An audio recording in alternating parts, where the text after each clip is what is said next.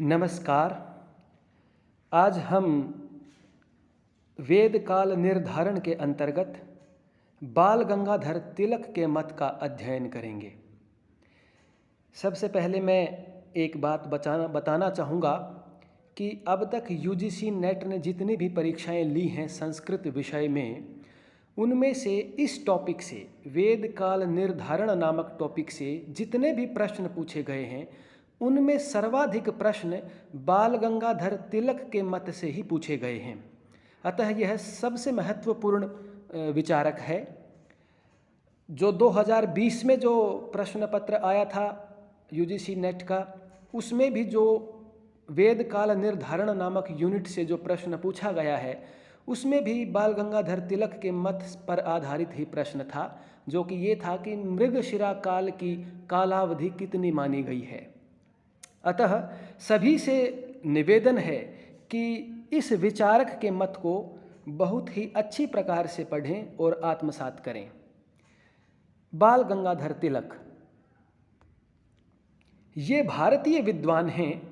इनका जीवन काल 23 जुलाई 1856 से 1 अगस्त 1920 है।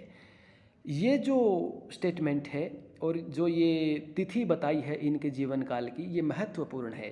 वो इसलिए है क्योंकि ये भारतीय विद्वान हैं। अतः एग्जैक्ट डेट पूछ सकता है एग्जामिनर कि डेट क्या है, मंथ क्या है और ईयर क्या है। अतः इस पूरी डेट को आप अच्छे से याद रखेंगे। ज्योतिष के आधार पर वेद काल निर्धारित करने वाले भारतीय विद्वान हैं। ये मत भी महत्वपूर्ण है क्योंकि कल हमने पढ़ा था हरमन जैकोबी के बारे में कि एकमात्र पाश्चात्य विद्वान हरमन जैकोबी हैं जिन्होंने ज्योतिष के आधार पर वेद काल को निर्धारित करने का प्रयास किया था। और भारतीय विद्वानों में बाल गंगाधर तिलक हैं जिन्होंने ज्योतिष के आधार पर वेद काल को निर्धारित करने का प्रयास किया। इन्होंने नक्षत्रों की वसंत संक्रांति के आधार पर वेद काल निर्धारित किया और इनके वेदकाल निर्धारण सिद्धांत को वसंत संपात कहा जाता है। इन्होंने अपनी पुस्तक ओरायन में मृगशिरा नक्षत्र से वसंत संपात के आधार पर वैदिक साहित्य को 4 कालखंडों में बांटा है। ये महत्वपूर्ण तथ्य है कि एक पुस्तक इन्होंने लिखी थी द ओरायन, उसमें मृगशिरा नक्षत्र से वसंत संपात के आधार पर, क्योंकि वेदों में भी जो वसंत संपात माना गया है वो मृगशिरा नक्षत्र से ही माना गया है। अतः उसी के आधार पर तिलक ने संपूर्ण वैदिक साहित्य को 4 कालखंडों में बांट दिया। वो 4 कालखंड कौन से हैं? अदिति काल, मृगशिरा काल, कृत्तिका काल, अंतिम काल। ये बहुत महत्वपूर्ण हैं चारों। इन्हीं में प्रश्न बार बार पूछे गए हैं। तो इनकी कालावधि भी लिखी है कि अदिति काल को माना है 6000 ईस्वी पूर्व से 4000 ईस्वी पूर्व। मृगशिरा काल जो सर्वाधिक महत्वपूर्ण है, उसकी कालावधि है 4000 ईस्वी पूर्व से 2500 ईस्वी पूर्व। कृत्तिका काल 2500 ईस्वी पूर्व से 1400 ईस्वी पूर्व और अंतिम काल 1400 ईस्वी पूर्व से 500 ईस्वी पूर्व।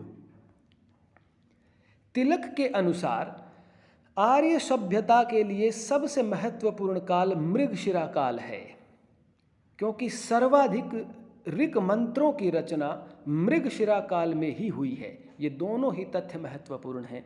इन पर आधारित कई बार प्रश्न पूछे जा चुके हैं। वेदांग ज्योतिष की रचना कृत्तिका काल में हुई, ये भी महत्वपूर्ण है। वेदों का लिपिबद्ध संस्करण, संहिता, ब्राह्मण ग्रंथों की रचना कृत्तिका काल में हुई। षड्दर्शन, सूत्र ग्रंथों की रचना तथा बुद्ध का उदय अंतिम काल में हुआ। ये दूसरा बिंदु भी महत्वपूर्ण है। इसमें पूछ सकता है कि सूत्र ग्रंथों की रचना किस काल में हुई? तिलक के मत में तो अंतिम काल में। तिलक ने द ओरायन पुस्तक में वेदों का रचना काल 4000 ईस्वी पूर्व माना है। ये महत्वपूर्ण तथ्य है क्योंकि इसी पुस्तक में इन्होंने अपना वो मत दिया था कि वेदों का रचना काल क्या है। तिलक ने अपना यह मत अपनी दूसरी पुस्तक आर्कटिक होम्स इन वेदास में बदलते हुए कहा कि वेदों की रचना हिम पूर्व युग यानी कि 10,000 ईस्वी पूर्व में हुई थी। अब देखिए, तिलक के अपने ही विचार में कंट्राडिक्शन आ गया कुछ समय के बाद। एक पुस्तक में वो कुछ कहते हैं, दूसरी में वो मना कर गए कि नहीं, ये मत ठीक नहीं है। यानी कि अंतिम सत्य क्या है वो इनको भी नहीं पता चला। और द ओरायन मृगशिरा नक्षत्र का ही ग्रीक नाम है। ये महत्वपूर्ण प्रश्न है, पूछ सकता है कि द ओरायन किस भाषा का शब्द है। ये मृगशिरा नक्षत्र को ही ग्रीक भाषा में द ओरायन कहते हैं। द ओरायन पुस्तक लिखने की प्रेरणा भगवत गीता है और भगवत गीता का वो श्लोक 10वें अध्याय का 35वां श्लोक है, जिसमें भगवान कृष्ण कहते हैं कि मासानाम मार्ग शीर्षोहम, कि महीनों में मैं मार्ग शीर्ष हूँ। ये इस पुस्तक का प्रेरणा स्रोत है। द ओरायन पुस्तक में मृगशिरा नक्षत्र से जुड़ी ग्रीक, भारतीय और पारसी कथाओं में साम्य दिखाया गया है। यानी कि इस पुस्तक में ये बताया गया है कि इन तीनों जातियों का मूल स्थान एक ही था, ये उसका प्रमाण है। अब तिलक से संबद्ध कुछ अन्य महत्वपूर्ण तथ्य हैं जो परीक्षा की दृष्टि से महत्वपूर्ण हैं। द ओरायन एक निबंध रूप है जिसे 1892 में लंदन में आयोजित नवम प्राच्य विद्या परिषद में प्रस्तुत किया गया था। ये इम्पोर्टेंट है। वो पूछ सकता है कि द ओरायन क्या है, काव्य रूप है, निबंध रूप है, किस फॉर्म में है। दूसरा, द ओरायन से सर्वाधिक प्रभावित मैक्स मूलर थे। ये मैक्स मूलर जर्मन विद्वान थे और तिलक की इस पुस्तक से बहुत प्रभावित हुए थे उनके मतों से, और इसी कारण मैक्स मूलर ने तिलक का समर्थन करते हुए, मध्यस्थता करते हुए तिलक को जेल से मुक्त भी करवाया था जब तिलक को जेल हो गई थी उस स्वतंत्रता आंदोलन के दौरान। तीसरा है, वेदों में वसंत संपात मृगशिरा नक्षत्र से माना गया है। यह भी महत्वपूर्ण प्रश्न है। पूछ सकता है कि वेद में वसंत संपात किस नक्षत्र से माना गया है। वसंत संपात से माना गया है। तिलक की कुछ महत्वपूर्ण पुस्तकें हैं जो पहले प्रश्न के तौर पर पूछी भी जा चुकी हैं, जिनमें द ओरायन पूछा जा चुका है। द ओरायन सबसे महत्वपूर्ण पुस्तक है। फिर आर्कटिक होम्स इन वेदास, ये भी महत्वपूर्ण है, पूछी हुई है एक बार प्रश्न के तौर पर। तीसरा है वैदिक क्रोनोलॉजी एंड वेदांग ज्योतिष, और चौथी है गीता रहस्य। ये पुस्तक भी पूछी जा चुकी है। गीता रहस्य किसकी पुस्तक है? ये बाल गंगाधर तिलक की 4 पुस्तकें थी।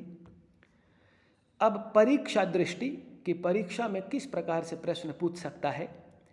एक प्रश्न बन सकता है कि मृगशिरा काल की अवधि कितनी मानी गई है। ये प्रश्न 2020 में पूछा जा चुका है यूजीसी नेट की परीक्षा में। तो इसका आंसर है 4000 ईस्वी से 2500 ईस्वी पूर्व। 4000 ईस्वी पूर्व से 2500 ईस्वी पूर्व के बीच मानी गई। सूत्र ग्रंथों की रचना किस काल में हुई? ये अंतिम काल में हुई। तिलक के मतानुसार वेदों का रचना काल क्या है? तो वो उन्होंने माना है 4000 ईस्वी पूर्व। द ओरायन किस साहित्य विधा का रूप है? अभी अभी हमने इस पर चर्चा की थी। ये एक निबंध रूप है। ये बहुत ही महत्वपूर्ण प्रश्न है। सामान्यतः छात्रों का इस प्रकार से प्रश्न सोचना और इस प्रकार तथ्यों पर प्रश्नात्मक दृष्टिकोण जाता नहीं है, किंतु हमने प्रयास करके अपनी नज़र को बड़ी सूक्ष्म दृष्टि से हमने इस तथ्य का अध्ययन किया और प्रश्न का निर्माण कर दिया। तिलक के वेदकाल निर्धारण सिद्धांत का नाम क्या है? तो उनका नाम है वसंत संपात। मृगशिरा नक्षत्र के आधार पर वसंत संपात सिद्धांत के अनुसार उन्होंने अपना मत दिया था। वेद काल रचना काल का प्रयास किया था। इस प्रकार से तिलक से संबंधित हमने सभी तथ्यों को आज पढ़ने का प्रयास किया है, और मैंने प्रयास किया है कि जितने भी संभावित प्रश्न हो सकते थे, तथ्य हो सकते थे, वो एक स्थान पर मैंने संकलित कर दिए हैं। इससे बाहर संभवतः, जहाँ तक मेरा अनुमान है, इन तथ्यों से बाहर कोई प्रश्न नहीं आएगा। अगर बाल गंगाधर तिलक पर आधारित प्रश्न का निर्माण एग्जामिनर करता है तो इन तथ्यों से बाहर प्रश्न नहीं आएगा। छात्र अच्छे से इस विचारक के मतों का, तथ्यों का अध्ययन करें और उनको अधिगम कर लें, क्योंकि बार बार जो भी प्रश्न पूछा गया है जब भी इस टॉपिक से, तो तिलक के मत पर आधारित ही प्रश्न पूछा गया है। कभी कभी हुआ है कि मैक्स मुलर का मत ले लिया है, तो संभावना ज़्यादा है कि तिलक का ही मत दोबारा से पूछ ले। तो इन सभी तथ्यों को छात्र अच्छे से अधिगम कर लें। और सभी से अनुरोध है कि हमारे चैनल को सब्सक्राइब, लाइक और शेयर करें, और कमेंट बॉक्स में अपने कमेंट ज़रूर लिख के भेजें, क्योंकि मुझे ये नहीं पता चल पाएगा कि छात्रों को ये वीडियो अच्छा लगा या ख़राब लगा। और यदि इसमें कोई कमी है तो आप अपने सुझाव दें, ताकि हम अपने पढ़ाने का जो स्टाइल है या लिखने का जो स्टाइल है, उच्चारण का जो स्टाइल है, उसमें क्या सुधार करना है, छात्र अपने कमेंट बॉक्स में ज़रूर दें। आपका बहुत बहुत धन्यवाद। Thank you.